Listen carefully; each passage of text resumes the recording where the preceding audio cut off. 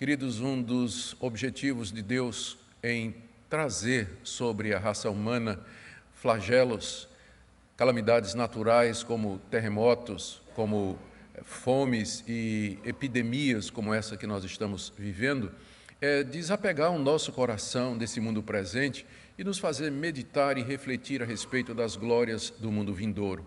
Lamentavelmente, porque nós somos naturalmente tão presos ao nosso mundo, tão apegados às nossas coisas, com frequência nos esquecemos de que nosso mundo não é aqui, nossa casa não é aqui, que somos apenas peregrinos, estamos passando por esse mundo rumo ao mundo novo que Deus nos preparou. O propósito de Deus e a vontade de Deus para nós é que a convicção da vida eterna, a certeza da glória que haverá de vir, guie e conforte os nossos corações aqui nesse mundo. E por causa da dureza do nosso coração, da nossa preguiça em fazer isso, da nossa relutância, do nosso apego aos bens materiais, à nossa saúde e outras realidades aqui, Deus com frequência é obrigado a quebrar esse apego com calamidades, com tristezas que se abatem sobre o mundo e sobre nós, como essa que nós estamos fazendo agora.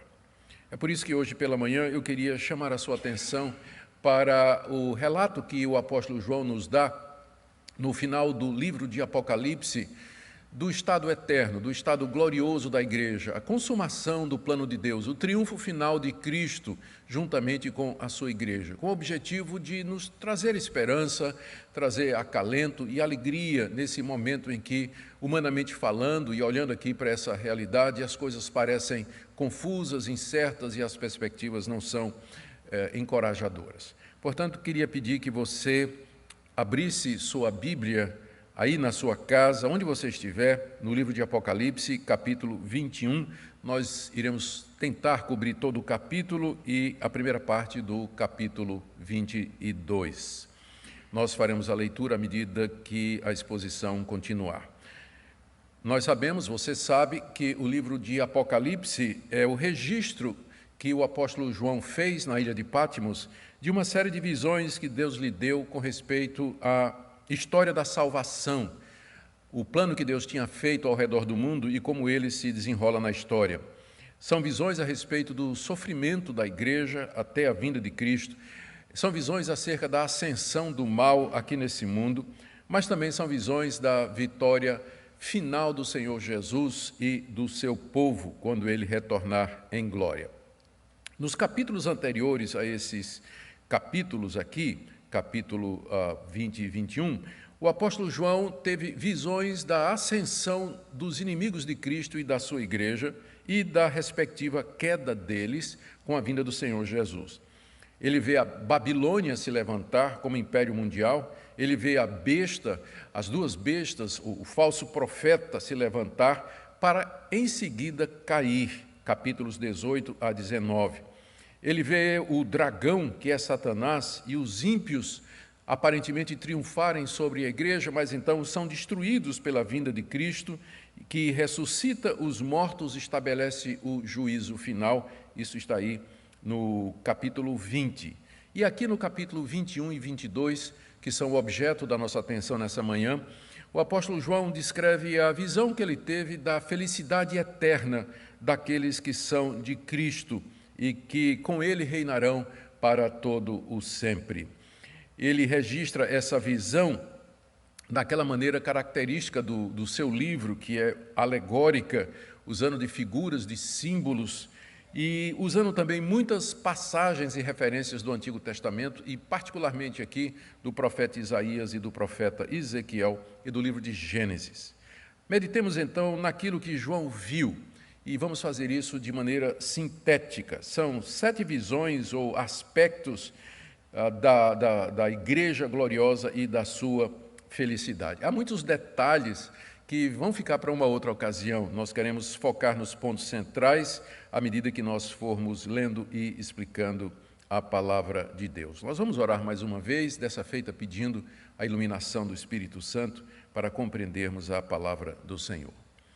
Senhor, diante de Ti, nós agora pedimos que Tu abras o nosso coração e o nosso entendimento para compreendermos a Tua palavra. Que o Senhor nos conforte, que o Senhor nos console a partir da leitura e da explicação desta Escritura inspirada por Ti e útil para a edificação da Tua igreja e para o consolo dela.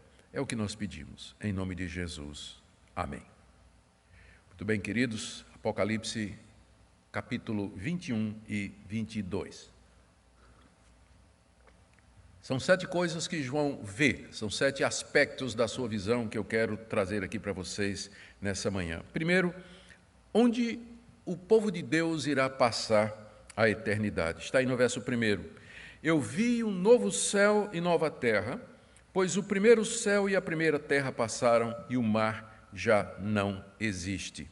É aqui que o povo de Deus irá passar a eternidade, não no céu, como quando a gente morre e vai para o céu, mas numa nova terra, num novo universo, porque a terra e o céu que nós conhecemos agora, eles serão desfeitos pelo fogo de Deus, não por uma guerra, não por uma epidemia, não por uma catástrofe natural, mas por uma interferência direta de Deus. E a partir desse mundo que nós temos agora, refinado e transformado pelo fogo, Deus criará um novo mundo, um novo céu, um novo universo. E a criação de Deus, que foi manchada pelo pecado, ela será restaurada a um estado superior ao estado original, quando Deus primeiro criou todas as coisas. Aqui nessa passagem do verso 1, João diz que vê novo céu e nova terra, ele está se baseando nas palavras do profeta Isaías, no capítulo 65, versos 17 a 19, que eu quero ler aqui, só um pedaço, onde o profeta Isaías, 600 anos antes de Cristo e de João, disse assim: Eis que eu crio novos céus e nova terra, e não haverá lembrança das coisas passadas, jamais haverá memória delas. Isso fazia parte da expectativa escatológica dos judeus, o novo céu e a nova terra, onde o Messias haveria de reinar juntamente com o povo eleito de Deus. Na segunda carta de Pedro, no capítulo 3, 10 a 13, nós temos em mais detalhes esse surgimento do novo céu e da nova terra a partir da realidade que nós conhecemos aqui. Veja o que é que Pedro diz. Virá, entretanto, como ladrão o dia do Senhor, no qual os céus passarão com estrepitoso estrondo, e os elementos se desfarão, abrasados. Também a terra e as obras que nela existem serão atingidas. Todas essas coisas hão de ser assim desfeitas. Os céus incendiados serão desfeitos e os elementos abrasados se derreterão. Nós, porém, segundo a sua promessa, aqui Pedro se refere a Isaías, se refere ao sermão escatológico de Jesus, a promessa de um novo céu e de uma nova terra. Nós, porém, segundo a sua promessa, esperamos novos céus e nova terra, nos quais habita a justiça. Onde é que nós vamos passar a eternidade? Nesse novo céu e na nova terra que Deus haverá de criar a partir da realidade que nós temos agora. Portanto, saibamos isso, que esse mundo presente é passageiro, ele é transitório e ele cederá lugar a um novo universo que Deus haverá de criar a partir desse para a felicidade dos seus. Agora, em que consiste a felicidade do povo de Deus que vai morar nesse novo céu e na nova terra? Isso aí João vê, João tem essa visão, a segunda parte da visão, do verso 2 até o verso 4. Ele diz: Vi também a cidade santa, a nova Jerusalém, que descia do céu, da parte de Deus, ataviada como noiva adornada para seu esposo. Então ouvi grande voz do trono dizendo: Eis o tabernáculo de Deus com os homens. Deus habitará com eles, eles serão povos de Deus, e Deus mesmo estará com eles. E lhes enxugará dos olhos toda lágrima, e a morte já não existirá. Já não haverá luto, nem pranto, nem dor, porque as primeiras coisas passaram. As primeiras coisas passaram. Aqui nessa parte da visão, João contempla a felicidade dos eleitos de Deus que viverão no novo céu e na nova terra. Essa felicidade consiste, em primeiro lugar, em comunhão com todos os santos. Veja o verso 2, ele diz que viu a cidade santa, a nova Jerusalém, que descia do céu da parte de Deus, enfeitada como uma noiva no dia do seu casamento. Isso aqui é uma referência para a igreja. a Nova Jerusalém, a Cidade Santa. Tudo isso se refere à igreja no seu estado glorioso, quando os crentes já foram ressurretos de entre os mortos, transformados e receberam um corpo imortal, incorruptível, glorioso e sem pecado.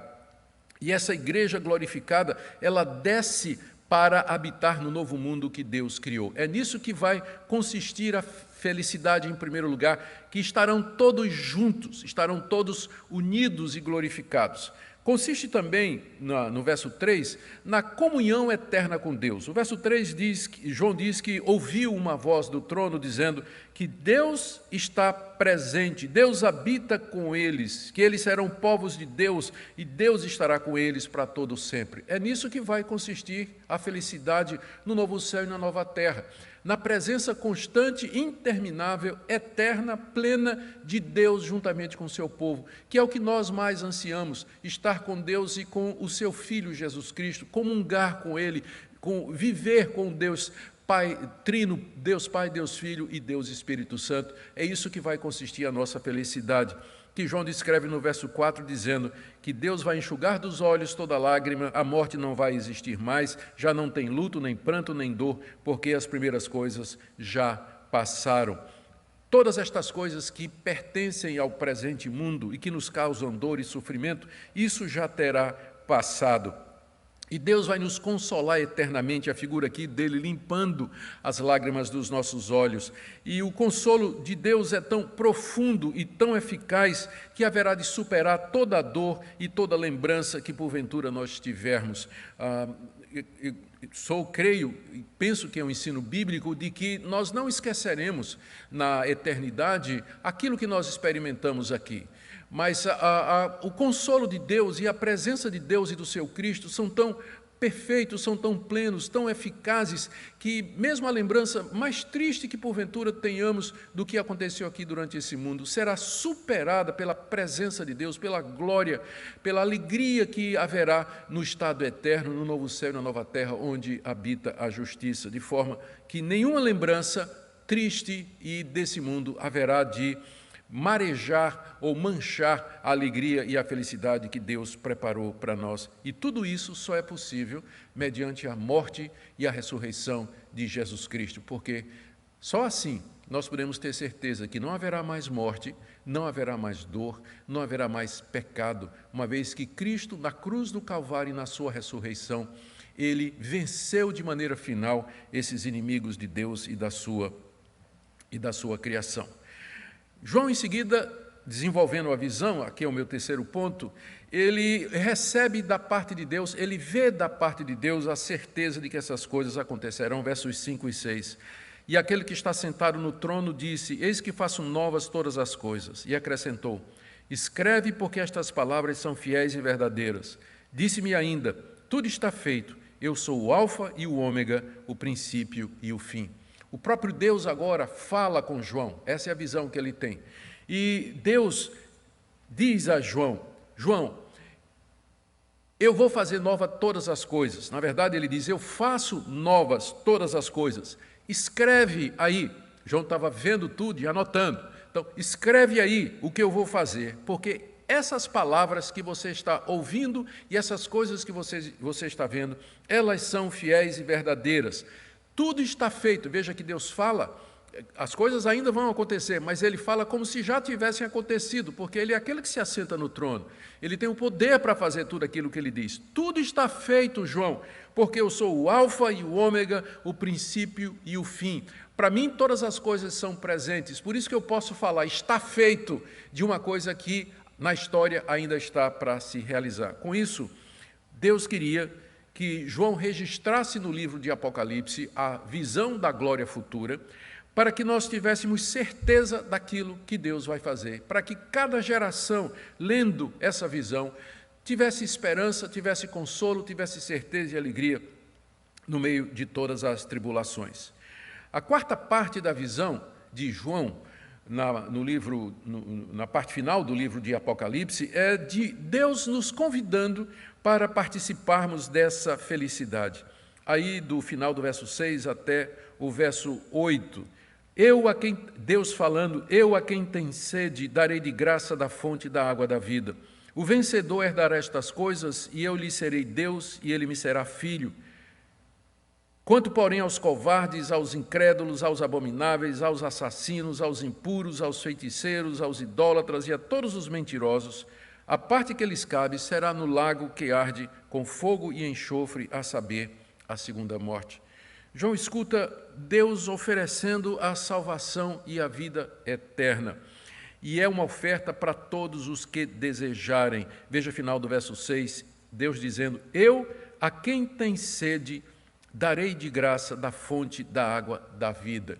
Quem tem sede, quem sente sede de Deus, quem sente vontade de estar com Deus, quem tem desejo de imortalidade, desejo de santidade, de pureza, aqueles que estão com o seu coração sedento, Deus promete saciar com a fonte da água da vida, o rio da graça de Deus, o rio que flui do trono de Deus, o rio que alegra o coração de todo aquele que se arrepende e crê no Senhor Jesus. É uma metáfora da graça de Deus, por isso que ele diz: darei a beber de graça da fonte da água da vida. O Senhor Jesus, em certa ocasião, disse que se alguém tem sede, venha a mim e beba. Ele se apresentou como sendo a água da vida.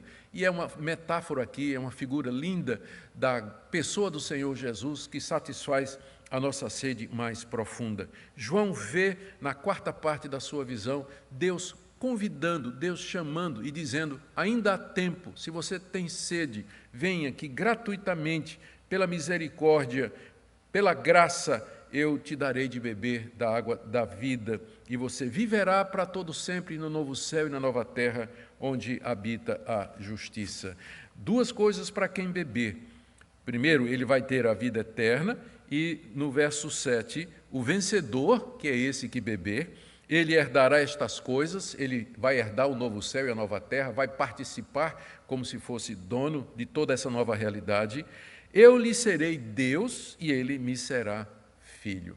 Que convite maravilhoso que nosso Deus nos faz aqui.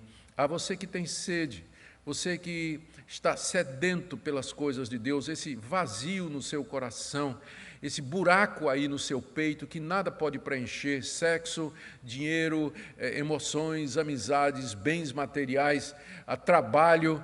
Deus quer satisfazer a sede mais profunda do seu coração, tornar você filho dele, para que você possa participar na eternidade do novo céu e da nova terra, juntamente com os demais que creem em Jesus, experimentando da presença de Deus.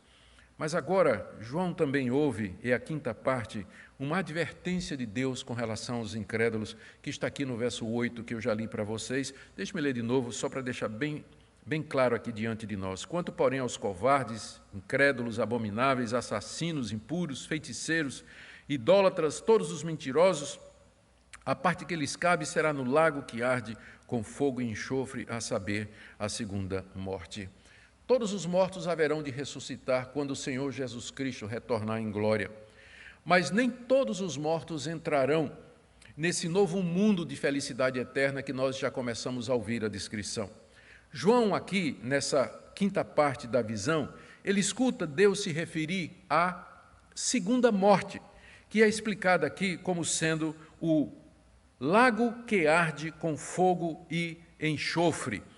Deus se refere a essa segunda morte como sendo um lago de enxofre que está ardendo em chamas, ou seja, que nunca se apaga. É lá que será lançada uma parte da humanidade, em contraste profundo com a outra parte que estará nesse novo mundo de felicidade eterna. A realidade que nós enfrentamos aqui é que existem apenas dois destinos para a raça humana: ou o novo mundo, que vai ser criado por Deus e onde serão felizes, agraciados por todo sempre, ou o lago que queima com enxofre eternamente, trazendo dor e sofrimento, e que Deus chama de segunda morte. Ele chama de segunda morte em contraste com a primeira morte, que todos nós vamos experimentar.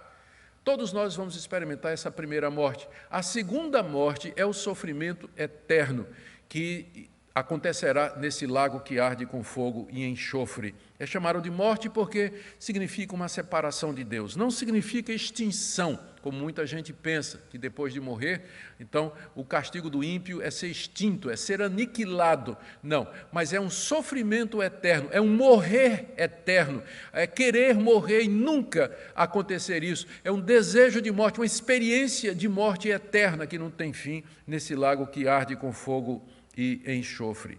E quem são aqueles que irão para o lago que arde com fogo e enxofre e que não entrarão no novo céu e na nova terra e que não viverão na presença de Deus em perfeita alegria e plenitude? São 8 tipos de pessoas que o apóstolo João descreve aqui. É importante notar que essas pessoas não são pessoas que eventualmente praticaram alguns desses atos e se arrependeram e creram em Jesus, mas são pessoas que nunca se arrependeram dessas práticas e que viveram nessas práticas. E quem são estes? Olha a lista aqui: os covardes, ou seja, aqueles tímidos que nunca tiveram coragem de assumir Jesus Cristo como seu Senhor e Salvador diante dos homens; os incrédulos, que passaram sua vida se recusando a crer em Deus e no seu Filho Jesus Cristo; os abomináveis, que durante sua vida praticaram atos depravados, cometendo pecados nojentos de ordem sexual;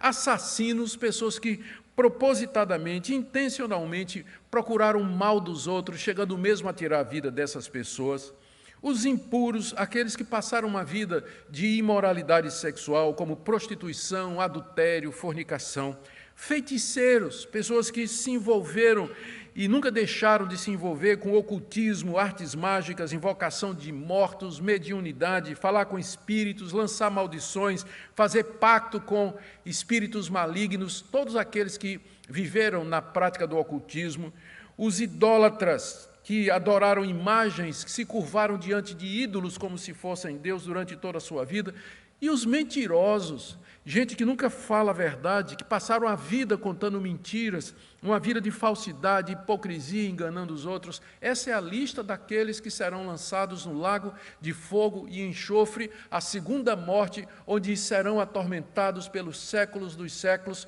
em contraste com aqueles que entrarão no novo céu e na nova terra, onde habita a justiça, onde Deus está presente, onde Deus vai enxugar dos seus olhos toda lágrima, onde não haverá mais morte, não haverá mais dor, não haverá mais nada que perturbe o nosso coração e a nossa alma. Que realidade terrível e tremenda, você que me escuta, que realidade terrível e tremenda. Como eu disse, existem apenas 2 estados nos aguardando do futuro: ou o novo céu e a nova terra, com Cristo para todo sempre, ou a segunda morte no lago de fogo e enxofre. O que vai fazer a diferença de um para o outro é o arrependimento dos seus pecados, a fé em Jesus Cristo e beber de graça da água da vida que Deus nos oferece através do Evangelho. A 6ª parte da visão de João é a descrição do estado glorioso da igreja, no novo céu e na nova terra, que está aí do verso 9 até o capítulo 22, verso 5, queria ver com você agora. Aqui nessa visão, que é a parte mais longa da profecia de João aqui, ele registra o que ele viu com respeito à igreja glorificada. Nós já vimos o local onde nós estaremos, novo céu e na nova terra. Nós já vimos que a nossa felicidade lá vai consistir na comunhão uns com os outros, comunhão com Deus e também na ausência de toda dor e de todo sofrimento. Já vimos a certeza que Deus nos dá de que estas coisas vão acontecer, o convite dele para que bebamos da água da vida, a advertência dele sobre a morte, a segunda morte, e agora ele nos dá uma visão da igreja gloriosa no céu, certamente usando a linguagem metafórica, simbólica, que é peculiar do livro de Apocalipse. E aqui, em particular, ele se baseia em Ezequiel, Isaías, Zacarias, Gênesis e Daniel. O que é que João vê, então? Primeiro, ele vê a glória da igreja no novo céu e da nova terra. Um anjo chega até João e revela essa glória, verso 10 e 11. Começando no verso 9. Então veio um dos 7 anjos, que tem as 7 taças, cheias dos últimos 7 flagelos, e falou comigo, dizendo: Vem, João, eu te mostrarei a noiva, a esposa do Cordeiro, que nós já vimos que é a igreja glorificada, a igreja redimida, a igreja salva no seu estado triunfante de glória. E me transportou em espírito, o anjo transporta João numa visão, em espírito, até uma grande e elevada montanha. E ele me mostrou a santa cidade, Jerusalém, que descia do céu da parte de Deus, a qual tem a glória de Deus. O seu fulgor era semelhante a uma pedra preciosíssima, como pedra de jaspe cristalina, como pedra de jaspe cristalina. O João vê aqui, na sua visão, a cidade, a Nova Jerusalém, descendo do céu para a terra, que é a igreja de Cristo, que é o número total dos eleitos que foram amados por Deus, que foram justificados dos seus pecados, chamados pelo Evangelho, santificados, ressurretos de entre os mortos, glorificados agora como uma cidade gloriosa desce do céu para morar no novo céu e na nova terra, onde habita a justiça. João diz aqui que ele viu que a cidade tem a glória de Deus, a glória de Deus. E ele explica isso em termos de um brilho. Veja o final do verso 11, o seu fulgor, o brilho, porque a glória tem a ver com brilho, né? O seu fulgor é semelhante a uma pedra preciosíssima, como pedra de jaspe cristalina. Pedra de jaspe é um mineral muito precioso, e ele é vermelho, amarelado, e era considerado como uma pedra preciosa no Antigo Oriente. E João compara o brilho e a glória da igreja ao brilho e fulgor dessa pedra preciosa. E em seguida ele descreve a composição da igreja. Aqui eu peço a sua atenção, o texto é simbólico, mas o seu simbolismo é fácil de entender. Quem é que vai fazer parte? Quem são estes que compõem a Nova Jerusalém, a noiva do Cordeiro, a igreja de Deus, cuja glória é igual à glória de Deus, ou brilha com a glória de Deus, semelhante a uma pedra preciosa? Versos 12 e 14. A cidade tinha grande e alta muralha, 12 portas, e junto às portas 12 anjos, e sobre elas nomes inscritos, que são os nomes das 12 tribos dos filhos de Israel. 3 portas se achavam a leste, 3 ao norte, 3 ao sul, 3 a oeste. A muralha da cidade tinha 12 fundamentos, e estavam sobre estes os 12 nomes dos 12 apóstolos do Cordeiro. Na sua visão, João percebe que a cidade, a Nova Jerusalém, ela tem 12 portas, e que em cada uma destas portas está escrito o nome de uma das 12 tribos de Israel, versos 12 a 13. Ele viu também que a muralha que cerca a cidade está edificada sobre 12 fundamentos e colunas, e ele olhou e viu que em cima de cada fundamento ou coluna estava o nome de um dos 12 apóstolos do Cordeiro. O que é que isso significa?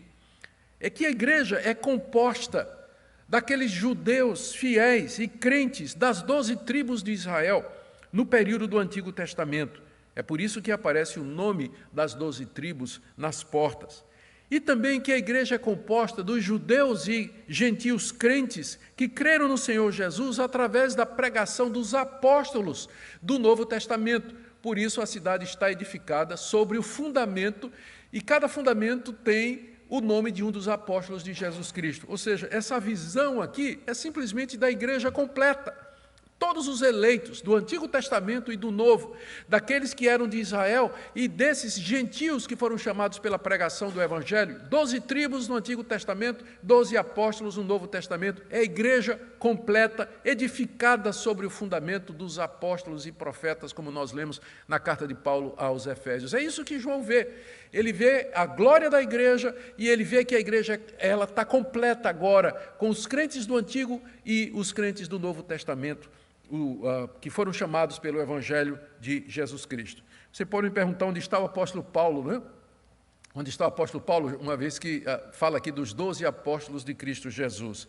Os 12 apóstolos aqui são, de fato, aqueles 12 que foram chamados por Cristo, à exceção de Judas, que foi substituído por Matias. O próprio apóstolo Paulo, embora tendo mesma autoridade, mesmo poder da parte de Deus que os 12 apóstolos, ele, entretanto, nunca se viu como parte dos 12, ele sabia que tinha sido levantado por Deus como que um fora de tempo para cuidar da pregação aos gentios. Então, Eu não penso que o nome de Paulo vai estar aqui, embora ele tenha sido aquele instrumento maravilhoso, mas a referência é aqueles 12 que foram chamados pelo Senhor Jesus durante o seu ministério, à exceção de Judas, substituído por Matias.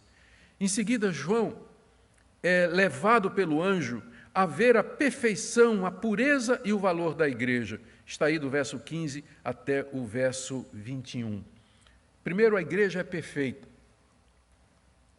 Acompanhe a leitura aí do verso 15 até o verso 17. E aquele que falava comigo, que era o anjo, tinha por medida uma vara de ouro para medir a cidade, as suas portas e a sua muralha. A cidade é quadrangular, de comprimento e largura iguais, um cubo, na verdade. E mediu a cidade com vara até 12.000 estádios. O seu comprimento, a sua largura e a sua altura são iguais. Mediu também a sua muralha, 144 côvados, medida de homem, isto é, de anjo. A pergunta é, o que é que essas medidas, João vê o anjo medindo a igreja, medindo a cidade, que simboliza a igreja. E o anjo mede e a medida é igual, no comprimento, na altura e na largura, ou seja, é um cubo. O que é que isso significa? O significado é que a igreja é perfeita, que a igreja é perfeita, que ela não tem defeitos, que ela é como um cubo com dimensões absolutamente perfeitas. João diz aqui que a muralha tem 144 côvados. Quanto é 144, se não é 12 vezes 12? 12 profetas, 12 tribos de Israel, os 12 apóstolos de Jesus Cristo, a igreja tem 144 côvados. Ou seja, tudo isso é uma linguagem simbólica e figurada para dizer que ela é perfeita, as dimensões perfeitas. É como se fosse, imagine aquela cidade gloriosa descendo e em todas as suas dimensões ela é como um cubo revestido de ouro perfeito para indicar a perfeição absoluta, o estado de perfeição em que a igreja se encontra agora. E não somente ela é perfeita, mas é pura também. Veja o verso 18, a estrutura da muralha da cidade é de jaspe. Também a cidade é de ouro puro, semelhante a vidro límpido, como a muralha de jaspe, aquele mineral opaco de cor vermelha ou amarela que eu já me referi, ou então como ouro límpido, tão límpido que é como um vidro cristalino, ou seja, não há mais mancha, não há mais pecado, não há mais corrupção, não há mais... É a maneira de João descrever como a igreja é pura. Ela é como um cubo, ela é perfeita. E ela é revestida de ouro tão puro que é quase transparente como um vidro e tem o brilho de uma pedra de jaspe para falar da pureza da igreja. Mas ela não somente é perfeita e pura, ela também é valiosa. Veja a descrição 19 a 21. Os fundamentos da muralha da cidade estão adornados de toda espécie de pedras preciosas. E aí ele vai descrevendo, né, cada fundamento. São 12 fundamentos. O primeiro fundamento é de jaspe, e aí na sequência, safira, calcedônia, esmeralda, sardônio, sárdio, crisólito, berilo, topázio, crisópraso, jacinto e ametista. Estas são pedras preciosas da antiguidade que ornavam cada uma das colunas ou fundamentos da muralha da cidade. E no verso 21 ele diz, as 12 portas, onde estão o nome das 12 tribos de Israel, são 12 pérolas, e cada uma dessas portas é uma só pérola. A praça da cidade é de ouro puro, como vidro transparente. O que é que João está vendo aqui? Ele vê primeiro a muralha da cidade, que é de jaspe, é um metal precioso, um mineral precioso. Depois ele vê a cidade, verso 18, que é de ouro puro, como um vidro límpido. Depois ele vê no verso 19 os fundamentos da muralha da cidade. Cada fundamento estava enfeitado com um tipo de pedra preciosa.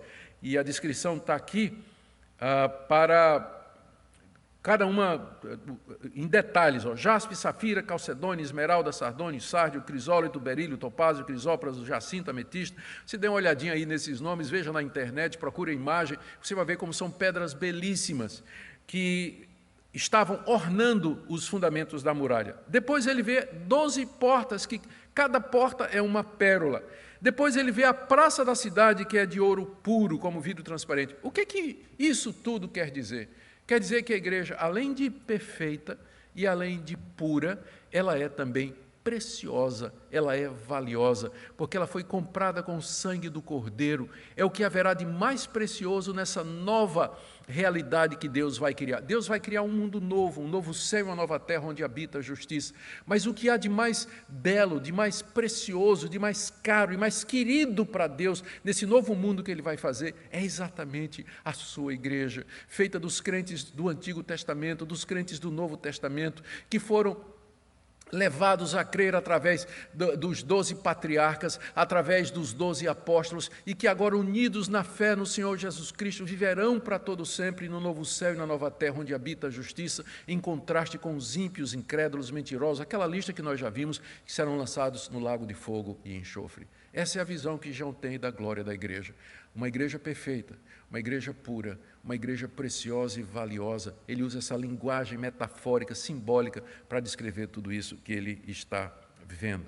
E João ainda vê a presença de Deus e de Cristo na igreja, aí no verso 22 até o verso 27.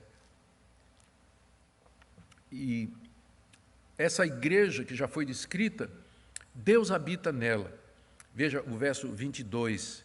Nela, eu não vi santuário, porque o seu santuário é o Senhor, o Deus Todo-Poderoso e o Cordeiro. Ou seja, nessa Nova Jerusalém, nessa cidade santa, não haverá mais santuário, porque não há mais necessidade. O santuário tinha a ver com oferecimento de sacrifícios. O santuário era o local mais íntimo do templo, onde estava o altar e onde se ofereciam os sacrifícios. Mas agora, nessa nova cidade, não tem mais santuário, não tem mais altar, porque não tem mais sacrifícios de animais, porque o Cordeiro já ofereceu o sacrifício final pelos nossos pecados. Não vi santuário na cidade de João, porque Deus é o próprio santuário e o Cordeiro que foi morto antes da fundação do mundo. E Deus não somente será a sua fonte perpétua de perdão, graça e misericórdia e salvação, mas sua fonte perpétua de glória. Olha aqui a descrição do verso 23 a 27. A cidade não precisa nem do sol e nem da lua para lhe darem claridade, pois a glória de Deus a iluminou e o Cordeiro é sua lâmpada. As nações andarão mediante sua luz e os reis da terra lhe trazem sua glória. As suas portas nunca jamais se fecharão de dia, porque nela não haverá noite, e lhe trarão a glória e a honra das nações. Nela nunca mais penetrará coisa alguma contaminada, nem o que pratica abominação e mentira, mas somente os inscritos no livro da vida do Cordeiro. O que João vê é uma cidade iluminada por uma luz mais forte e duradoura do que a luz do sol e da lua. É a luz da glória de Deus, porque Deus está presente nessa cidade, ou seja, Deus estará no meio do seu povo, e a glória de Deus, a santidade de Deus, o brilho de Deus servirá de luz e de guia para nós, para todos os componentes dessa igreja, gente de todas as nações, eternamente guiadas pela glória de Deus e de Cristo, como diz o verso 24, falando a respeito das nações. Na antiguidade, as cidades eram muralhas e tinham uma entrada só, que era a porta principal. E essas portas se fechavam ao final do dia para evitar os perigos da noite. Mas aqui não há mais perigo. Por isso João diz no verso 25, as suas portas jamais se fecharão de dia, porque não há noite. Acabou toda a ameaça. Quando João escreve essa carta, a igreja de Cristo estava sendo perseguida pelo Império Romano, ameaçada de tortura, de morte, tanto da parte dos judeus como dos gentios, como dos romanos que, através da máquina militar, perseguiam os cristãos e dizimavam aos montes aqueles que professavam a fé em Cristo Jesus. Mas agora João diz, na glória de Deus, no novo céu e na nova terra, as portas jamais se fecharão, porque não há mais ameaça, tudo passou, tudo passou. Na verdade, pelas portas, o que vai entrar é a glória e a honra. Verso 26, lhe trarão a glória e a honra das nações, e nunca mais, porque Deus está presente no meio da sua igreja e do seu povo, nunca mais entrará coisa contaminada. Verso 27, e nem quem pratica abominação, veja como termina o verso, mas somente aqueles inscritos no livro da vida do Cordeiro. ou seja, aqueles que Deus conheceu, amou e predestinou antes da fundação do mundo para serem seus e que chamou mediante a graça do Evangelho. Esses estarão no novo reino, no mundo novo que Deus está trazendo e onde viverão para todo o sempre. Somente os de Deus estarão lá. Caminhamos agora para a parte final, queridos, a 7ª parte da visão de João sobre a felicidade eterna dos eleitos, que está aí do verso 1 até o verso 5, eu vou ler rapidamente, nosso tempo já está esgotando. Então me mostrou o rio da água da vida, brilhante como cristal que sai do trono de Deus e do Cordeiro. No meio da praça e de uma e de outra margem do rio está a árvore da vida, que produz 12 frutos, dando seu fruto de mês em mês, e as folhas da árvore são para a cura dos povos. Nunca mais haverá qualquer maldição. Nela estará o trono de Deus e do Cordeiro, os seus servos o servirão, contemplarão a sua face, e na sua fronte está o nome dele. Então já não haverá noite, nem precisam eles de luz de candeia, nem da luz do sol, porque o Senhor Deus brilhará sobre eles e reinarão pelos séculos dos séculos. Aleluia! Louvado seja o nosso Deus. João aqui descreve finalmente a bem-aventurança eterna da igreja, usando a linguagem de Gênesis, da criação do jardim do Éden e da queda e da maldição que Deus trouxe sobre não só o jardim, mas sobre toda a criação. O que é que João viu? Primeiro ele viu o rio da vida. Está aí no verso 1, brilhante como o cristal que sai do trono de Deus e do Cordeiro, em contraste com aqueles 4 rios que cortavam o jardim do Éden e de um que saía para irrigar o jardim. João então vê o rio da graça, o rio da salvação, o rio de onde flui a vida eterna para o povo de Deus. Segundo, ele viu o acesso à árvore da vida, que está aí no verso 2. Lembra que o acesso a essa árvore foi proibido por Deus após Adão e Eva terem comido da árvore do bem e do mal. Mas agora, no meio da praça, de uma e de outra margem do rio, está aquela árvore da vida produzindo fruto e cujas folhas servem para a cura dos povos, maneira de dizer que falar da vida eterna, que não haverá mais morte, não haverá mais término da nossa existência. Depois, no verso 23, João vê que não há mais maldição, nunca mais haverá qualquer maldição, em contraste com o que aconteceu lá no livro de Gênesis, quando Deus disse, maldita é a terra por tua causa, a maldição foi completamente tirada. No verso 3, na segunda parte, ele vê que Deus está presente, nela está o trono de Deus e do Cordeiro, ou seja, Deus os havia expulsado do jardim, mas agora eles estão de volta à presença de Deus. Ele vê ainda, no verso 3, que os salvos servirão a Deus eternamente e não mais aos ídolos e ao pecado. Veja no verso 4, eles contemplarão a face de Deus, ao contrário de Adão e Eva, que queriam fugir da face de Deus depois que eles quebraram a lei de Deus no jardim, desobedecendo a sua ordem. E nós então contemplaremos a face de Deus, contemplaremos a Deus na face de Jesus Cristo, veremos a glória de Deus na pessoa gloriosa do seu Filho Jesus Cristo por toda a eternidade. João vê também que não haverá mais noite, que é símbolo do pecado, da ignorância, da incerteza e da morte, e ele viu então que reinarão eternamente com Deus no mundo novo, onde o pecado não será mais possível. E aí o livro se encaminha para o final. João tem as visões finais, mas é aqui praticamente que o livro encerra com essa visão da glória do estado eterno que nos aguarda. O que é que essa visão que eu acabei de descrever para vocês aqui, ela nos ensina? Eu tentei resumir aqui para fechar a nossa exposição. Primeiro, que Deus haverá de restaurar completamente esse mundo que nós conhecemos. Segundo, que esse novo mundo que Deus haverá de fazer, ele será superior à criação original, será superior ao jardim do Éden. Terceiro, que nesse novo mundo não haverá mais a possibilidade de entrada no pecado. Às vezes as pessoas pensam que essa restauração que Deus vai fazer é um retorno ao estado original em que Deus havia criado todas as coisas. Não. Na verdade, é um estado superior, porque quando Deus criou todas as coisas, lá no livro de Gênesis, que Ele criou o mundo, criou o homem e o colocou no jardim, havia a possibilidade do pecado. E toda a história que se desenrola a partir dali é para eliminar essa possibilidade numa nova criação. E essa nova criação, é nesse sentido que essa nova criação ela vai ser superior à primeira. Não somente em glória, em brilho, e nós estaremos numa situação superior à de Adão e Eva antes do pecado, porque Adão e Eva, a vontade deles era mutável, eles poderiam escolher praticar o mal, mas no novo céu e na nova terra, essa questão já terá sido resolvida. O Senhor Jesus já venceu o pecado e não há mais possibilidade de pecado entrar, não haverá mais maldição, não existe a chance do diabo entrar, ele está no lago de fogo e enxofre, não há chance de o mal entrar nessa nova criação. Significa que o pecado e as consequências dele foram finalmente eliminados da criação para nunca mais voltar pela obra completa de Cristo.